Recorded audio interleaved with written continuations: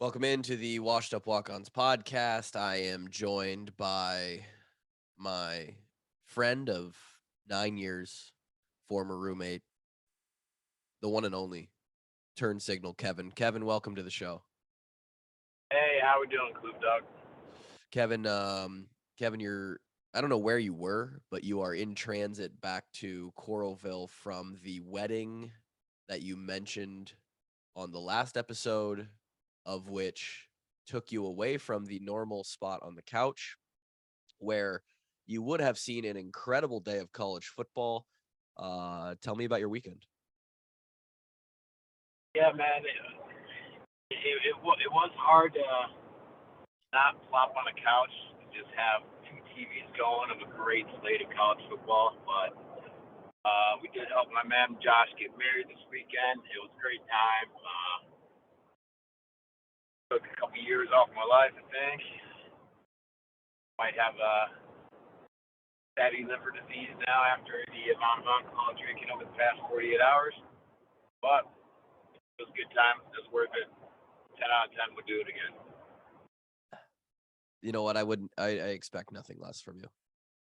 A weekend that you walk away saying, who knows? I might have given myself fatty liver disease in a matter of 24 hours, and 10 out of 10 would do it again is your response. So that's good. You had a few pops, huh? Had a few pops, had a few glasses of the dark brown liquor. It was time, man. Good time. We ain't gonna live forever, so we might as well have fun while we're here, right? Yeah, something like here for a good time, not a long time. That's right, brother. Okay. Well, good to hear that. Glad the wedding went well. Glad Josh is married now. Welcome him to the married people. Kev, when you have a wedding someday, it's going to be one hell of a time. Would you do me the honor of having at least a couple alcoholic beverages that day? For you, Kevin, there's a limited number of people on earth that I will partake in alcoholic beverage drinking, and you are among that list. So I'm on the short list. Yes, but it's going to be interesting. Yeah, by that time I'll have kids, so I don't know what. Yeah, you can be running around trying to wow, that's going to be crazy. I mean, unless you get married in the next 10 weeks, I will have a child by the time that you get married. So, yeah, not planning on that. That would be crazy, huh? What a turn of events that would be. Anyway, you are caught up on everything that happened yesterday in the football world, yes? Oh yeah. I was. We were focused on getting the guy married, but had a few wagers out there. Definitely was keeping track of the happenings in college football world. Had a few wagers. Speaking of a few wagers, I have. We just brought a new sponsor onto the show, and I'm gonna talk about them in a little bit. They are a betting related app product, and they're actually really cool. And it could be detrimental for my bank account, I guess. It's not like I wager a whole lot anyway. As many of you know, when I opened up the DRF on location sportsbook at the Lakeside Hotel and Casino in Osceola, I popped that baby off with a $10 honorary first bet. So the bets that I put in, I cashed it. I cashed that thing. I mean, good luck for everybody that goes to that casino and makes a bet in person. Similarly, on the apps, on the online sports betting, I put in very similar bets. I'll get crazy sometimes and throw in like a $6 bet, but most of the time I like to mess around with long shot parlays for like $1 or $2 and just, put a little skin in the game and just hope. I made a couple of those today in the NFL, and the new app sponsor of this show is an interesting app that aggregates all of your bets, especially if you use multiple accounts. And we'll get to them in a second. But How'd we do, Kevin? I actually forgot your picks. I went 1-2 uh because I suck. I already forgot. Let me pull these up for a second. I know that you Yeah, had I also went 1-2. It was not a great weekend. We can go into it here in a little bit, but let me pull up if the you want to start it off. Yeah. Let me pull up the graphic and go over what my bets were.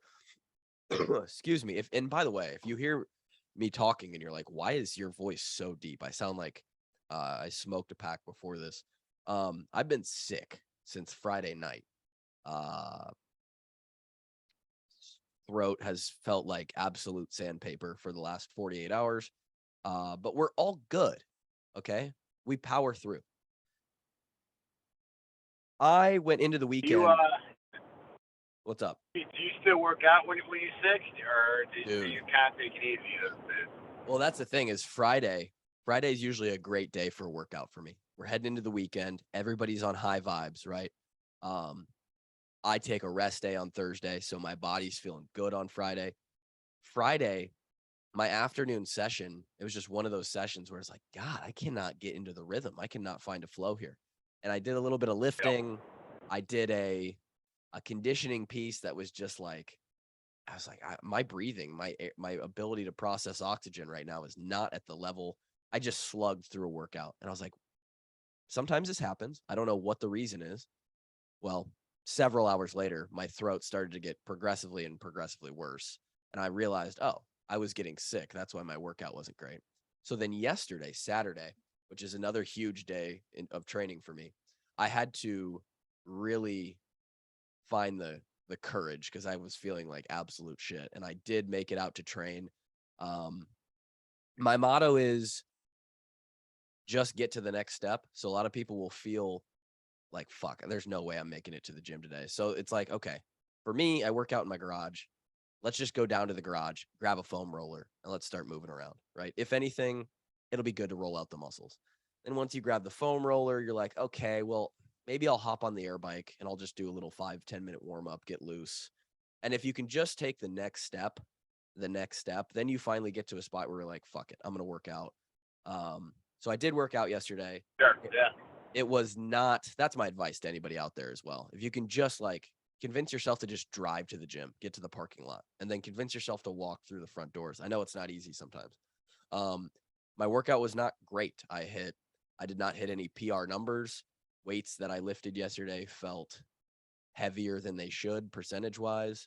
Um, I I did a conditioning piece of which normally I would time and try and I'd be working for as fast as I possibly could. Didn't even put the clock on, just worked through the reps. And we got 90 minutes done. And when you sweat, that kind of helps sweat out some of the sickness. A lot of times you feel better. So we did get a workout in. Recovery week. Yeah, yeah. Because I noticed, like, back from even like when we were playing at Iowa, you didn't get to choose what workout you were doing that day. So if you were sick, you were hitting it hard regardless, right? Yeah. I noticed, I'm feeling a little run down, and then I'm just working my body down in the gym as well, and I'll just be sick for like a month straight.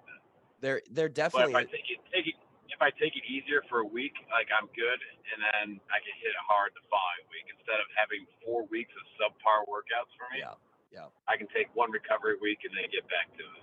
Yeah, you hit on a huge thing there. There is definitely a level at which, and we were definitely crossing over that level at Iowa, where if you go to work out when you're sick, and you get the courage to go and do that, um, if you push too hard, you are putting your body. All working out is for those listening is a stress. It is a stressor to your body. The working out part actually doesn't make you in the acute time frame any healthier. It's the recovery part of which your body responds to the stress that you put it under that makes you better, fitter, stronger, healthier, whatever. Um, there is a point of stimulus when you work out where if you're sick during that, you are pushing past the point at which your body can now catch up and recover. And so, like Kevin says there, if you push too hard and you're just trying to push through it and push through it and push through it, you can actually prolong your sickness by doing that. And you're right, Kev. At Iowa, we didn't have a choice. You were just basically fucked. Like, yeah, you're gonna work out. I will probably, in some form or fashion, this next 3 or 4 days will probably look like a deload week for me. So we'll be all right. We'll be on the mend. I just sound like fucking Brady Ross today. Anyway, I started off the weekend with the bets, and that was Baylor versus West Virginia. Now, like I said, I'm a Baylor fan. I'm a Dylan Doyle fan. But evidently, West Virginia, who arguably is the worst team in the Big 12, which is a league that has a ton of parity in it. It's a very interesting league this year. Baylor couldn't stop them. And Baylor was -3. They did not win that game. They lost at West Virginia.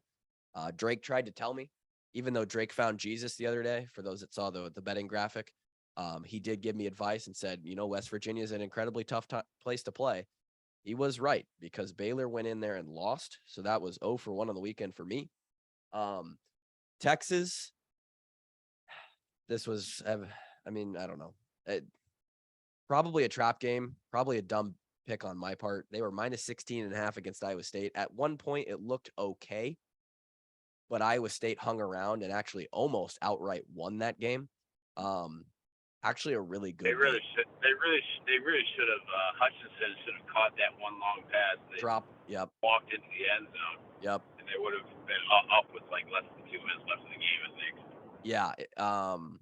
For those who come to this podcast, and the reason being is because you're part of Hawkeye Nation, you like to hear us talk about Iowa and the Big Ten and all that. It's been a rough year for the Hawks, obviously. But I got to tell you, other than Iowa State's victory over Iowa, which was not very impressive, the rest of their season has been just as heart crushing. They have been struggling as well. That's why we're Western Iowa Reavers fan, right? Yes, we are we're a Western Iowa podcast now. This is the #1 Iowa Western Community College podcast on earth. So welcome to it. So that was my second bet. Baylor -3. Nope. Texas -16.5. Nope. And USC was my final pick. That was the one I was honestly most worried about. I checked the score. I did not stay up last night. I've been feeling sick. When Tyler's healthy, he goes to bed at 9:00. When he's not healthy, he definitely ain't staying up late. The last time I checked, it was like, oh shit, USC's up 21-7 right now. We got this in the bag. Evidently, it turned into another incredible football game. Wish I was able to watch the whole thing. They ended up losing 43-42, but they cover the 3.5 points to make me 1-2 on the weekend. And I'll take that, because 0-3 is ugly. 1-2 is not quite as bad. So I will go to 8-9. 8-9-1 on the year. I'm just under 500. We don't love it, but it could be worse. Kevin, your first pick was Cal. How did that end up? Yeah, so Cal was playing one of the worst teams in college football this year in Colorado. Yep. 2 weeks removed from firing their head coach, and they lose. Wow, they lost. They lost outright. Yeah, they were 14-point favorites and lost outright. Oh my God, that's horrible. Yeah. Yeah. So Colorado was giving up over 500 yards a game coming into this game. Jesus. And California could not move the ball. Isn't they end up with just under 300 yards of offense for the game. Wow. And yeah, they lose 20-13 in overtime. Wow, they lost in overtime to one of the worst teams in college football. That is tough. Yep. I know the NC State pick. You were feeling decent about that. I actually yesterday I used some of that to influence one of my bets. I put a parlay in yesterday that was it was a bunch of like in-game bets, and one of them was an early in-game bet for NC State to cover after Syracuse scored their first touchdown and the line went up even further. They did not cover. That game ended up. Yeah, no. So basically my theory behind that was that Syracuse had not really been tested yet. Yeah. And I wasn't so sure if they were for real. Syracuse is a for real football team. They are 6-0, and they've got a win over Purdue and a win over NC State. They might fuck around and find out what they can do in the ACC this year. So they haven't played Clemson, obviously. Have not played Clemson yet, no. So that's going to be a good game. Clemson just gave a close win over Florida State last night. Was it close? ACC is anyone's conference. Yeah. Yeah, I think they won by 6 or something like that. Similarly, Kev, the reason that you kind of threw an eyebrow up at my USC pick the other day was because USC had not been tested. How do we feel about them? They went in and I would say proved themselves to be, pretty formidable against Utah, at least somewhat. I think it's just kind of they are who we thought they were. Yeah, sure. They're a good football team. They can score a lot of points. They're not going to contend for a national title quite yet. Maybe in the future, but not this year. Yeah. The last bet of yours, which was the one that hit, and it was teetering there. ISU Texas under 50. They were trying to race to over 50 points, but they did not quite get there. This was a good call on your part. I think Iowa State has the best defense in the Big 12, arguably. Texas, again, like I said, a bit of a trap game for them. They come off a massive blowout over Oklahoma, big rival. They go into this week and they play Oklahoma State, who is, until yesterday, they were undefeated, and that was going to be a big game. So a bit of a trap game with Iowa State in between, and low-scoring game down in Austin. Good call on that one. Yeah, blind squirrel finds an acorn every now and then. It is true. But yeah, it really was that pass that Hutchinson dropped that could have won Iowa State the game. That would have also sent the line over probably. Yeah. Yeah, interesting game. Texas they've looked so good, but then yesterday they didn't look like world beaters hardly at all. So, interesting to see what they will do the rest of the year. The big game of the day, and I don't know how much you've seen of it, Kev, probably on the replays, or if you guys had a TV or a phone streaming it. Tennessee and Alabama is an instant classic. Unbelievable. Yeah, that was. I was actually able to watch it on my phone, snippets here and there. Yeah, that was a hell of a game. So I actually regret watching it on my phone. Right, Alabama missed that last kick. Yep. And I was like, oh, there's 10 seconds left. Oh, they're going to go to overtime. Yep. Put my phone away. Go order a drink. Then I found out, oh my God, Tennessee's about to kick. I was able to see the kick. How did they get from like their own 30 down to Alabama 20 in like 10 seconds? Yep, 15 seconds left on the clock when Alabama misses that field goal. By the way, that field goal kicker is now 3 of 7 in the last 3 games. Why can Bama never find a good kicker? I don't know. Why does it feel like they always have like an average kicker? What I do know is this.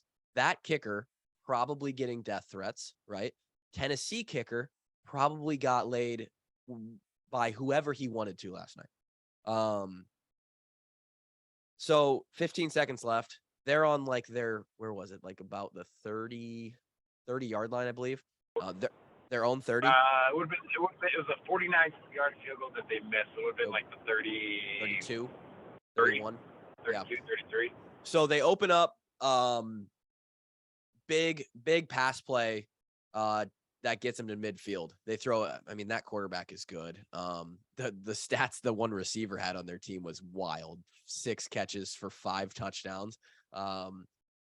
So 20-yard pass play that gets them right to the 50, basically, and it takes about 5 seconds off the clock. They go up, they run up, they're gonna try and clock it, but they just decide to call timeout. So 10 seconds left. They run another play, long pass play, contested in the air. Receiver comes down with it, gets hit like pretty hard. Really, really good catch. Really good play. Comes down with it with 2 seconds left. Obviously a first down. This gets them all the way down to like wherever they kicked it from, obviously, like the 20-some yard line. So 2 seconds left. The clock runs out, but obviously the clock doesn't run once you're down and you've made the first down. So they're able to call another timeout. 2 seconds left. They run him out there. And then they almost fucked that kick up. I think he straight up shanked it. It looked like it got tipped, but I think he just shit his pants, but still somehow got it to go through.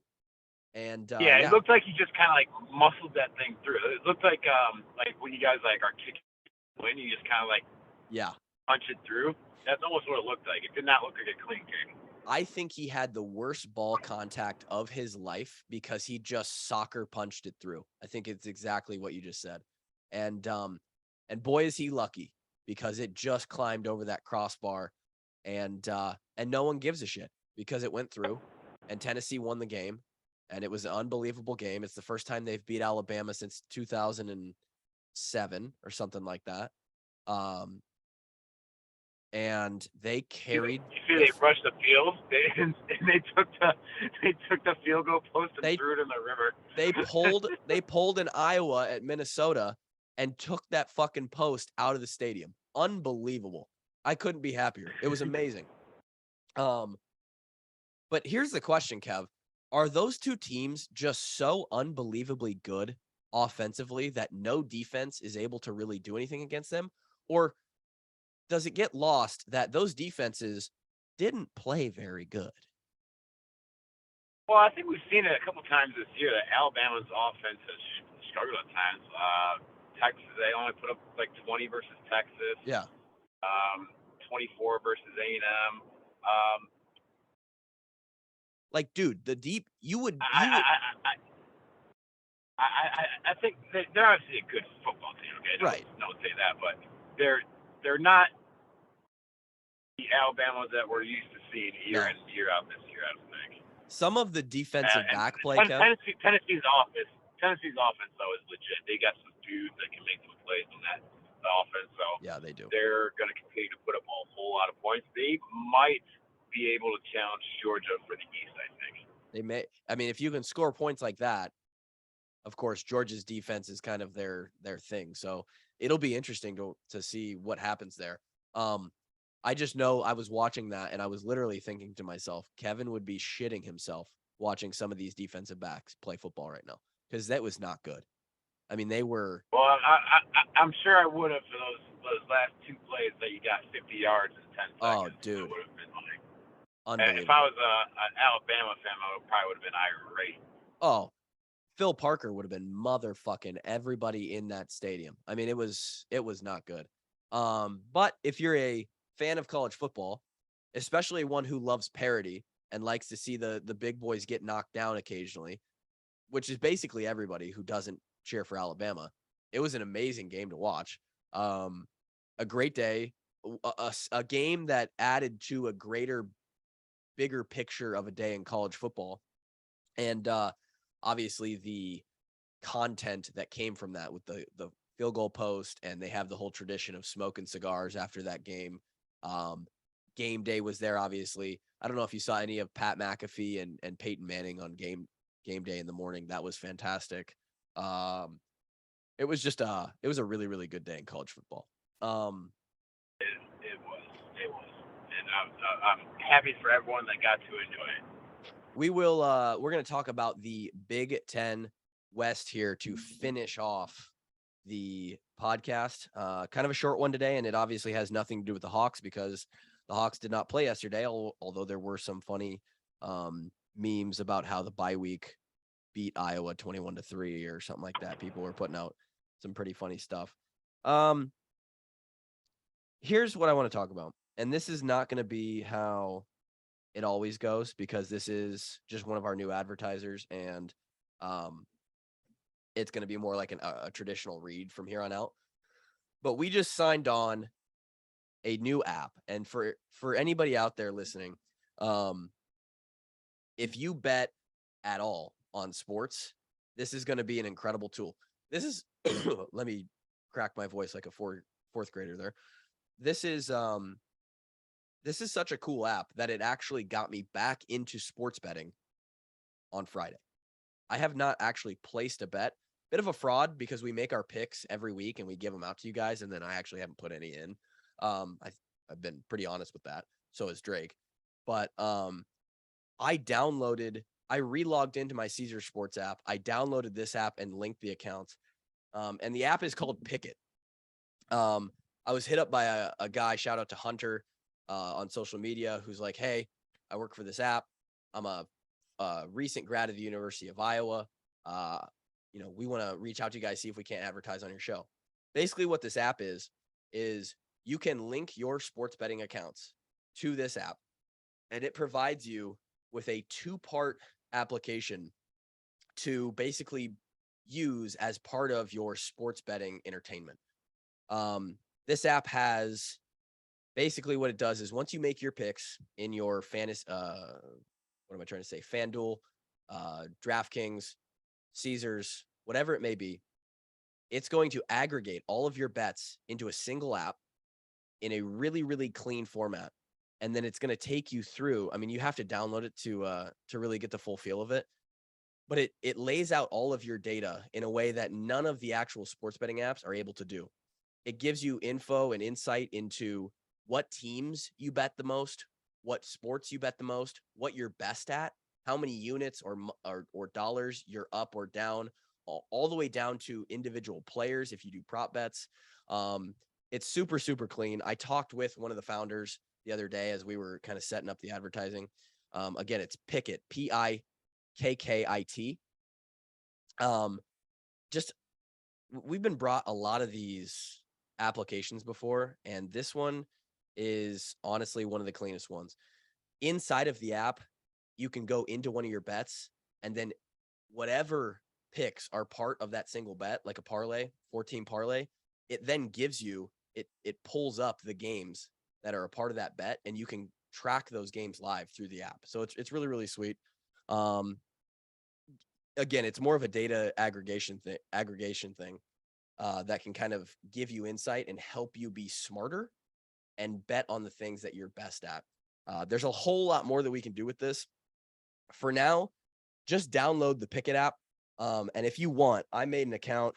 I believe you get, let me do this. Yeah, so I can refer you guys as our listeners right now. If you guys want to download Pickett right now, if you're a sports bettor, you have to do this. Absolutely go download this. My code that you can sign up with is NFL 7930. Use that code when you sign up for Pickett. Once you sign in, you're going to then link all of your sports betting accounts, and it will bring all of those automatically when you make your picks into the app. Really, really cool. Shout out to the guys at Pickett for joining on to the podcast, and we are excited to kind of bring you more content from them. The app itself is going to give us a whole bunch to talk about as we move forward. So Pickett, new advertiser on the Wash Up Walk-Ons. Shout out to them. All right, Kevin, the Big Ten West. I don't know if you watched Nebraska and Purdue last night, but I did not get a chance to watch that game. Nope. That was the nightcap of the Big Ten, and I watched most of it. I think I fell asleep early in the fourth quarter. Nebraska gave the Boilermakers a run for their money. And if maybe not for Charlie Jones, the Huskers might have had him at night in West Lafayette, but they were not able to close it out. Ended up losing 43-37. That puts Nebraska at 2-2 in the conference. Illinois and Purdue are the current favorites, the current leaders of the Big Ten West. And boy, what a turnaround that would have been if you would have told us that back when we were playing. I mean, Illinois and Purdue are currently your favorites to win the West. I mean, yeah, up until I think our senior year, they started playing better. Purdue did, yeah. Yes, and Illinois was always trash while we were there. But yeah, from 13 to 16, those guys were always bottom two in the West. Unbelievable. Right? And I think it's pretty clear that they are now the top two in the West, right? I don't think there's really any debate. I mean, Illinois comes off a big win at Minnesota, and Purdue has also already beaten Minnesota. Wisconsin dropped another one last night. I mean, it's Illinois versus Purdue for right now, pretty much, right? Essentially, yes. So the conference standings on our side currently stand at Illinois and Purdue, both 3-1 in the conference. Nebraska sits at 2-2. Northwestern and Iowa and Minnesota all sit at 1-2, and Wisconsin sits at 1-3. God, unbelievable. I mean, it's almost literally flipped. If you flipped 7-1, 6-2, like you just completely turned the West on its side right now. That's what it would have looked like more so when we were playing. Yeah, man. It's unbelievable. Illinois, Bielema, think about their last 3 games. They go in and beat Wisconsin 34-10 and get Paul Chryst fired.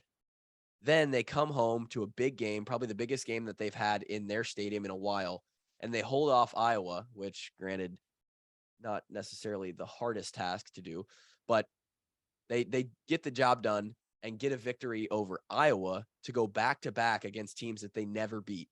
And then their dogs to Minnesota, who they looked really good in the non-conference, not as good recently.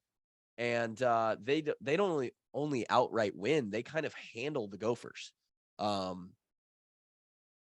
You have to feel on top of the world if you're an Illinois fan right now. I mean, it's unbelievable. And Purdue, absolutely. Purdue is they're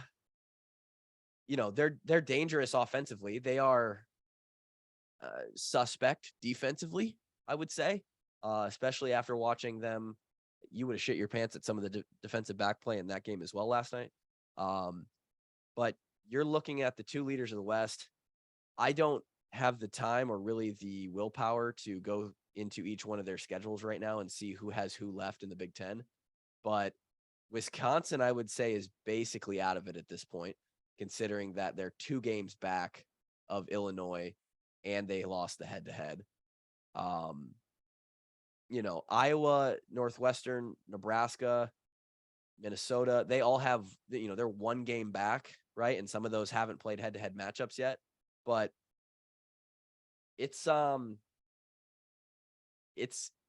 Illinois or Purdue is going to represent in Indianapolis this year. Like it's hard to even fathom. There's like a 90% chance that it's one of those 2 teams, yeah. And which is absolutely crazy. Absolutely crazy. We talked about that guy a couple weeks ago, the crazies who there's always going to be somebody who put money down on their team to win the West, right? Or win the Big Ten. And somebody from how would you like to hold that? It was what, plus 3,000 just for them to win the West? Yes. Yep. You gotta love that. Be a nice ticket to have right now. Decent ticket. Decent ticket. I'll tell you what, man. I think we mentioned it when Illinois hired Bielema.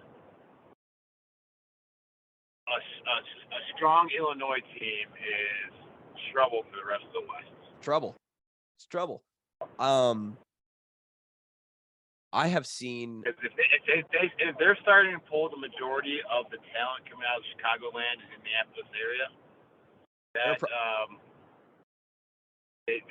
they can turn that into a powerhouse of a program. They're going to become they'll become a problem. I mean, they're going to become a legitimate problem. I think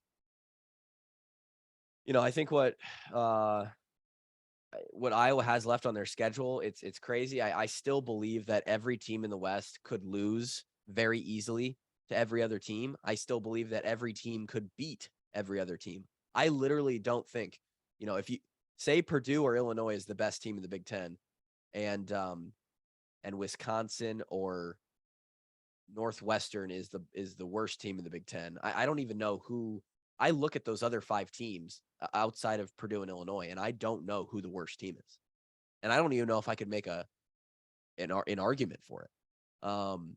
Every team has their Northwestern's pretty bad, dude. Northwestern's pretty bad. Yeah, you're right. They're the worst overall. They've won 1 game, and it's against Nebraska. You probably could say that they're the bottom of the other 5. But the gap between Northwestern and Illinois or Northwestern and Purdue. I mean, they could go out on any given day and lose to each other. Like it's just not like the East True. or the West in any other Yeah, and year. if you want to look on the bright side of that, Iowa's got 6 games left in their schedule. We're gonna have a tough matchup versus Ohio State this week. But beyond that, it's the same as always. It really always is. There's no one. Again, tough matchup this week. Beyond that, there's no game that we can't win. There's no saying that we can't go 8-4 this year. Now, on the double-edged sword, right? Very easily could lose every game left. I was just gonna say, I was like, we could very easily end up 3-9. It's going to be a lot of one-score games. Right. Yeah. It's going to be a lot of one-score games. We've not done great in that so far this year. We're 3-3. We've lost 2 of the one-score games that we've been in. Yep. It's tiny little details, and then you're on the right side or the wrong side of a W or a loss. I think what hurts the most. It's gonna be fun to watch, man. I think people are pretty down on the year because of how it started, but that's an understatement. There's still a lot that this team could do, man. I mean, you're absolutely right. I know nobody sees the path for this legitimately, but as far as like the technicality of it, Iowa could very easily lose to Ohio State and win the rest of their games and still end up the Big Ten West champion. Like that is not out of the realm of possibility. Now, obviously, in the execution of that, they would have to figure out how to score points. That's going to be tough to get around if they can't. But the problem is like Kevin said, every single game is probably going to be a 1-score game because of our defense. It's going to look like Illinois 9-6. It's going to look like that every single week, except for maybe this week. Ohio State's going to put up, they're going to score. But I think that may be, Kev, what makes it the worst is like the rest of this season is going to be, the fans and everybody that cheers for Iowa is going to be strung along because the defense keeps us in these games and Iowa plays close football games. But at the same time, there's a decent shot that we lose just as much as we win. And that's tough. Like that really plays with people's emotions. So it is what it is. It's just going to be the season might remind me of the 2014 season. Yeah. A lot of expectations going into that year. We actually started off pretty good. I think we were like 4-1 or 5-1 to start. 5-1, yeah. And then I think we lose 4-1. Well, we got our ass kicked by Minnesota. But outside that, we lost like 4 1-score games. Yep. We were, yeah. And of course we could go over what, I think for that year, there was different reasons why we. Oh, absolutely.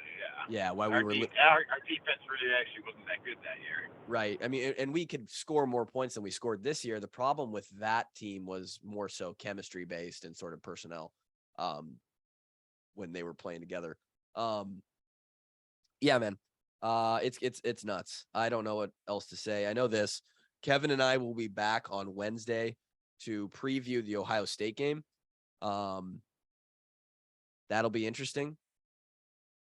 Maybe just for fun, we can just, instead of doing that, we just recap the last time we played Ohio State. I'm down. Dude, I'm absolutely down. I think the fans would like that. We could pull some clips and pull some big plays from that game. Talk about how, any memories that we have specifically. I know I could run everybody through the opening scenario of that game because that was a wild turnaround for me, having to go out and snap a PAT immediately. Yeah, we could. I think that's a good, you know what, Kev, that's a great idea. I think to keep spirits up and to give us a little bit more content than we might have otherwise, I think we recap a little bit of the Ohio State game from 2017 on Wednesday night. I like it. Let's do it. Cool. Maybe Drake will even come in because he scored a touchdown in that game. We can get him in for like a quick 20-minute little ordeal. He also dropped the quote of the century in the media and then had to rescind that by DMing every reporter on the Iowa beat and say, hey, don't put that in your story. So that was funny. So as I cough my way out of this episode. Out though, right? What? It still got out. Didn't someone still print that? I'm pretty sure it still got put in a story. I do think that he minimized the damage, but yeah, it was still out there. It was out there enough that the coaches knew about it and were like, "Hey, buddy, let's not say that." And you know, Now and make sure you talk to me the rest of the year. and you, oh no, he definitely didn't. And you know, the only team or people that he might have hurt with that comment would be the players that are going into this weekend. Because Ohio State and Iowa have not played since that day. Iowa has not gone to the horseshoe since our freshman year, 2013. And this Ohio State team is 6-0, 3-0 in the conference, looking to probably play Michigan in the what I would call the de facto Big Ten championship, even though it will be during the regular season. And they're a legitimate title contender this year. And I would not doubt Also that coming up in 5 weeks too. Yeah. And I would not doubt that if they have the opportunity, they may score 1 or 2 touchdowns more than they need on Saturday. Do they have Drake's quote up in the locker room? Probably not. But they're going to try and make a statement. So, with that, as I nasal my way out of this episode, Kevin, Turn Signal Kev, was with us today. He's probably on the highway, so he hasn't made a turn this entire podcast, but he's still Turn Signal Kev to me. That's 360. 300. We've almost done an episode for every day for an entire year. That's pretty cool. We'll join you back on Thursday. If you guys are part of the Patreon, patreon.com/washedupwalk-ons, you can get extra episodes, discounts on our merchandise, donate to the kids hospital, exclusive merchandise opportunities, and a whole bunch more. You will hear us on Tuesday for Dickhead Tuesday, which is our extra show that gets a little bit erratic sometimes. And until then, peace.